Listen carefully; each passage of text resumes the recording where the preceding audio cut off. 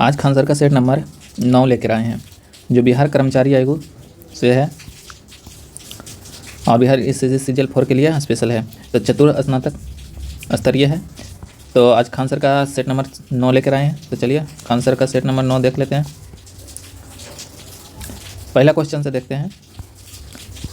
पहला है कि वेद में प्राचीन वेद कौन सा था। तो टोटल 4 वेद है। कितना है? 4 वेद। तो सबसे प्राचीन वेद क्या हो जाएगा? ऋग्वेद। ऋग्वेद में बता देते हैं कि 10 मंडल है। कितना मंडल है? 10 मंडल है और 1028 सूक्त है। इसको याद रखिएगा। ऋग्वेद के बाद दूसरा वेद कौन सा था? तो वह था यजुर्वेद और उसके बाद सामवेद और सबसे लास्ट में था अर्थर्वेद। इसमें जादू टोना, क्या जादू टोना, वशीकरण, ये सब संबंधित है। सामवेद संगीत से याद रखिएगा, सामवेद संगीत से संबंधित है। यजुर्वेद धनुर्विद्या या यज्ञ से, क्या रखिएगा? यज्ञ से संबंधित है, यानी मंत्र से। इसको याद रखिएगा। सबसे पुराना या प्राचीन बोलेगा तो ऋग्वेद, सबसे नया बोलेगा या बाद वाला बोलेगा तो क्या है? अर्थर्वेद। अर्थर्वेद में जादू टोना जोड़ा गया है और जबकि सामवेद संगीत से संबंधित है, यजुर्वेद यज्ञ से है। चलिए अगला क्वेश्चन। अमेरिका हमले के पूर्व इराक किस देश पर कब्जा था? इराक द्वारा किस देश पर कब्जा किया हुआ था? तो वह कुवैत सिटी। इसको याद रखिएगा। 28 अगस्त 1990, ये डेट भी याद रखिएगा। अगला है भारत के राष्ट्रपति का मासिक वेतन कितना? मासिक वेतन 5 लाख है। कितना है? 5 लाख। भारत में जनसंख्या बढ़ने का मुख्य कारण क्या है? तो भारत में जनसंख्या बढ़ने का मुख्य कारण मृत्यु दर में कमी आना, यही सबसे मुख्य कारण है। ऑप्शन नंबर ए हो जाएगा। अगला है निम्नलिखित तिलहन फसलों में कौन सा भारत में बहुत अधिक मात्रा में पाया जाता है? तो वह मूंगफली। क्या पाया जाता है? मूंगफली। यह किस राज्य में? तो गुजरात याद रखेगा। जो अलग से एक्स्ट्रा बताते हैं उसको जरूर याद रखेगा। अगला है कि 1860 ईस्वी में प्रकाशित नील दर्पण, कितना में? 1860 में क्या है? प्रकाशित नील दर्पण, नील की खेती करने वाले दुर्दशा चरित्र करता है। नील दर्पण समाचार पत्र कौन लिखे थे? तो नील दर्पण कौन सा भाषा में था? तो बंगाली भाषा में था। बंगाली भाषा में था। और कब से कब? तो ये 1858 कहीं 59, यानी 1858-59 में था। तो वो कौन किए थे? तो दीनबंधु मित्र। अगला है सेंटीग्रेड तापमान को केल्विन पैमाने में परिवर्तन करने के लिए हमें क्या जोड़ना चाहिए? हमें 273 जोड़ना चाहिए। 0 डिग्री में हम 273 जोड़ेंगे तो क्या में परिवर्तन हो जाएगा? केल्विन में हो जाएगा। अगला है शिक्षा की प्रणाली का विचार सर्वप्रथम किसने प्रस्तुत किया था? तो वह क्या था? कोठारी कमीशन ने। अगला निम्नलिखित में कौन सा सही सुमेलित नहीं है? तो नहीं सही कौन है? सूफीवादी दिव्य प्रेम की कृंद्यता, ये सही है। सिख पंथ ईश्वर की अद्वैत और मानव मानता था, ये भी सही है। सतपंथ यानी सामाजिक भेदभाव रहित भक्ति संप्रदाय, ये भी सही है। जबकि ऑप्शन नंबर डी इसका गलत है। सहगुण ब्राह्मण यानी परमात्मा का वह रूप जो सत्व रज और तम तीनों में गुण में युक्त है, तो नहीं, ये सब गलत है। अगला है कि यूएई ने कहाँ पर घोषणा की है देश में हिंदी अब तृतीय कार्यभाषा बोली जाएगी? तो वह है आबू धाबी। कहाँ है? Abu Dhabi. अगला है कि निम्न में से कौन सी नदी सबसे अधिक पानी बहाता है? अधिक पानी के विश्व में बोल रहा है तो ये हो जाएगा अमेजन। अगर भारत में बोलता तो ब्रह्मपुत्र हो जाता। तो अमेजन सबसे गहरी सबसे चौड़ी नदी है, इसको याद रखेगा। किलिमंजारो ज्वालामुखी किस महाद्वीप में स्थित है? तो किलिमंजारो की ऊंचाई जानते हैं कितना है? 5895 मीटर है। यह अफ्रीका महाद्वीप का है। किसका है? अफ्रीका महाद्वीप का सबसे ऊंची चोटी पर यह ज्वालामुखी है। अगला है कि यदि पृथ्वी की परिक्रमा बंद कर दे तो इसकी सतह पर जी का मान यानी जी का आभासी मान क्या हो जाएगा? तो यह कुछ स्थानों पर बढ़ेगा और कुछ स्थानों पर घटेगा। जैसे विषुवत रेखा पर चल जाएंगे तो ये कम सबसे कम हो जाएगा, ध्रुव पे चलेंगे सबसे अधिक हो जाएगा, जैसे जैसे नीचे रहेंगे केंद्र में चलेगा तो बिल्कुल 0 हो जाएगा। इसको याद रखिएगा। अगला है चंपा निम्नलिखित में किस महाजनपद की राजधानी थी? तो टोटल कितने महाजनपद थे? तो 16। कितना? 16। चंपा पूछ रहा, चंपा अंका। अगला है कि अधिकारों की प्रति हेतु किया गया संगठन क्या कहलाता है? तो वह संघ कहलाता है। क्या कहलाता है? संघ कहलाता है। ये कब आया था अस्तित्व में? 1993 में। अगला है वरकारी समाज सुधारक आंदोलन कहाँ से प्रारंभ हुआ था? तो वह हुआ था बंगाल से। छत्तीसगढ़ यह कब हुआ था? तो यह 14वीं शताब्दी में हुआ था। इसको भी याद रखिएगा, 14वीं शताब्दी में। छत्तीसगढ़ राज्य में जगदलपुर किस नदी के किनारे बसा है? तो इंद्रावती गोदावरी की सहायक नदी है। इसको भी याद रखिएगा। इंद्रावती गोदावरी की सहायक नदी है। अगला है इनमें से किसने दूरगामी आर्थिक सुधारों को शुरू किया था? दूरगामी आर्थिक सुधारों को शुरू किया था नरसिम्हा राव ने। नोबेल पुरस्कार अधिक से अधिक कितने लोगों को एक बार में दिया जाता है? तो वह 3 लोगों को दिया जाता है। कितने लोगों को? 3 लोगों को। किस अभिलेख में रुद्रदामन प्रथम की विभिन्न उपलब्धियां वर्णित हैं। तो रुद्र दामन का जूनागढ़ अभिलेख क्या है? जूनागढ़ अभिलेख। ये किस भाषा में लिखा हुआ है? तो यह संस्कृत, क्या भाषा में है? संस्कृत भाषा में लिखा हुआ है, याद रखिएगा।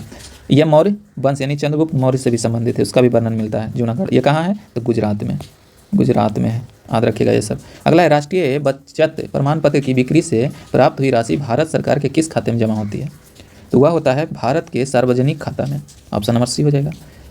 तमस उपन्यास के लेखक कौन है? तो भीष्म साहनी, भीष्मराज साहनी, ऑप्शन ए हो जाएगा। भारत सरकार का राजकोषीय घाटा निम्नलिखित में किसके बराबर होती है? तो वह होता है कर्ज बनाने वाली पूंजीगत प्राप्ति। अगला है, वर्ष 2013 के साहित्य के नोबेल पुरस्कार के लिए किसे चुना गया है?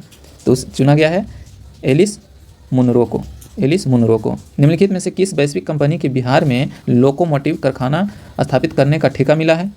तो वह मिला है GE एंड अल्स्टॉम को। ऑप्शन नंबर बी हो जाएगा। अगला है, निम्न कौन सी भौतिक राशि सदिश है? सदिश पूछ रहा है, तो विस्थापन क्या हो जाएगा? सदिश राशि। जबकि दूरी, द्रव्यमान, चाल क्या है? अदिश राशि है, अदिश राशि है। अगला है, दांडी यात्रा। दांडी यात्रा कब शुरू हुआ? तो 12 मार्च 1930 में। खत्म कब हुआ? 6 अप्रैल 1930 को, याद रखिएगा। इसे किस नाम से जाना जाता है? सभ्य आज्ञा आंदोलन। अगला है कि आइंस्टीन का समीकरण E बराबर mc² C क्या दर्शाता है? तो देखिए E क्या दर्शाता है? E क्या दर्शाता है? E ऊर्जा को दर्शाता है, ऊर्जा को दर्शाता है। जबकि M क्या दर्शाता है? M मास यानी द्रव्यमान को दर्शाता है। और C क्या दर्शाता है? ये प्रकाश का वेग यानी प्रकाश का गति, प्रकाश का गति को दर्शाता है, याद रखिएगा। अगला है, पुणे की यरवदा जेल, यरवदा केंद्रीय जेल महाराष्ट्र की सबसे बड़ी जेल है। इसकी स्थापना ब्रिटिश द्वारा कब किया गया था? यानी किस वर्ष? तो 1871 में किया गया था। पृथ्वी की परिधि पर परिक्रमा कर रहे एक उपग्रह के अंदर एक सरल लोलक का आवर्तकाल होता है, क्या होता है? तो वह अनंत हो जाएगा, क्या हो जाएगा? अनंत। मुस्लिम लीग की स्थापना 1906 ईस्वी में हुई थी। उस समय उसके उद्देश्य में कौन सी बात सम्मिलित नहीं थी? क्या पूछ रहा है? नहीं थी। तो द्विराष्ट्र सिद्धांत नहीं था। भारत का सांप्रदायिक विभाजन, ये भी नहीं था। पाकिस्तान की मांग, ये भी नहीं था। 1906 में ये सब नहीं था, यानी ऑप्शन नंबर डी हो जाएगा। अगला है, दूध में कमी होती है, यानी दूध में किसकी कमी होती है? तो विटामिन सी। दूध में विटामिन सी नहीं पाया जाता है। निम्नलिखित में से किस अम्ल में ऑक्सीजन नहीं होती है? तो ऑक्सीजन किस में नहीं होती है पूछ रहा है। तो इसको देखिए, हाइड्रोक्लोरिक अम्ल में। हाइड्रोक्लोरिक का सूत्र क्या होता है? HCl। क्या होता है? HCl। और नाइट्रिक एसिड का क्या होता है? HNO3। जबकि सल्फ्यूरिक का क्या होता है? H2SO4 होता है, याद रखिएगा। तो कह रहा है, निम्नलिखित में किस अम्ल में ऑक्सीजन नहीं होता है? तो हाइड्रोक्लोरिक एसिड, जो कि पेट में रहता है, आमाशय में पाया जाता है। वह गायक गायिका जिसे भारत रत्न दिया गया है, तो SS सुब्बलक्ष्मी को दिया गया। कब दिया गया था? 1998 में। अगला है, इनमें से कौन सा कृत्रिम रेशा है? कृत्रिम यानी मानव द्वारा निर्मित है। कृत्रिम का मतलब होता है कि मानव द्वारा बनाया गया, तो वह नायलॉन है। ऑप्शन नंबर सी हो जाएगा। निम्नलिखित में से कौन सा धातु समान तापक्रम पर नाइट्रोजन के साथ क्रिया करके नाइट्रोजन उत्पन्न करता है? तो वह हो जाएगा मैग्नीशियम, Mg। अगला, निम्नलिखित मृदाओं में से कौन सी प्रारूपिक मानसूनी अवस्था के अंतर्गत बनती है? तो वह बनता है लेटेराइट मिट्टी। ऑप्शन नंबर सी हो जाएगा। उस वैज्ञानिक का नाम बताएं जिसने कहा था कि पदार्थ को ऊर्जा में बदला जा सकता है। पदार्थ को जो है ऊर्जा में बदला जा सकता है, वह आइंस्टीन बताए थे। कब बताए थे? 1905 में। इन्होंने E बराबर mc² का फार्मूला दिए थे। अगला, इनमें से कौन सा रासायनिक प्रक्रिया है? तो रासायनिक में जो हो जाता है, एक बार हो जाता है, वह दोबारा नहीं होता, यानी दूध से दही जमना। अब दही से दूध नहीं कर सकते हैं, तो ऑप्शन बी हो जाएगा। अगला है, चौराहे पर मुड़ते समय साइकिल सवार केंद्र की ओर कौन सा बल लगाता है? तो अभिकेंद्रीय बल। कौन सा बल? अभिकेंद्रीय बल, ताकि संतुलन बन जाए। अगला, मानव शरीर में पाचन के लिए कौन सी सहायक ग्रंथि उपस्थित है? सहायक ग्रंथि पूछा है, तो जठररस।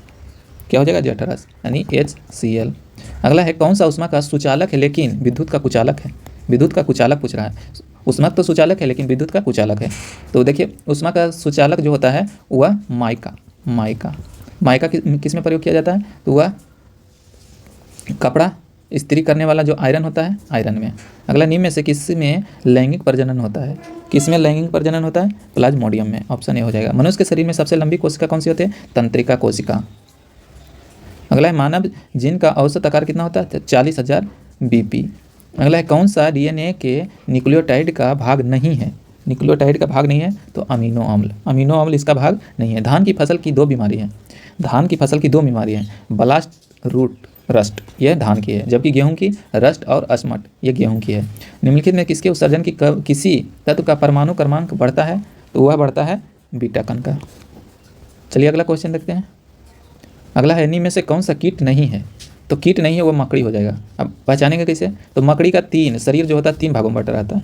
एक पहला होता है सील, क्या होता है सील, दूसरा होता है बच जिसको बीच का भाग कह सकते हैं, और तीसरा होता है उदर, या बीच का भाग इसको बोल सकते हैं, बच पीछे वाला भाग, उदर बीच वाला भाग, उदर माने पेट। तो 3 भाग में रहता है, जबकि मक्खी, मच्छर, खटमल ये सब कीट है, जबकि मकड़ी नहीं है। निम्नलिखित में से कौन सा अम्ल सबसे प्रबल होता है?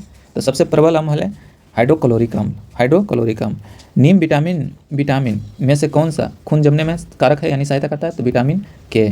मानव शरीर में दीर्घतम अंतस्रावी ग्रंथि है, तो वह कौन सा है? तो वह है अबटू या थराइड ग्रंथि। निम्न में से कौन सा सर्वाधिक पाई जाने वाले तत्व यानी अस्थायी तत्व है? तो वह है सीसा यानी लेड। पानी का घनत्व अधिकतम होता है, अधिकतम 4 डिग्री पर होता है। अब पूछेगा H2O कितना डिग्री पर खोलता है? तो 100 डिग्री। लेकिन D2O यानी भारी जल कितना पर खोलता है? तो 101.3 डिग्री पर खोलता है, इसको याद रखिएगा। निम्नलिखित में से किस राज्य में 6 में राष्ट्रमंडलीय संसदीय संघ के भारतीय क्षेत्र सम्मेलन की मेजबानी की है? तो वह क्या है? बिहार। आलू का अग्र शीर्षण किसके द्वारा उत्पन्न होता है? तो वह होता है अल्टरनेरिया के द्वारा। ऑप्शन ए हो जाएगा।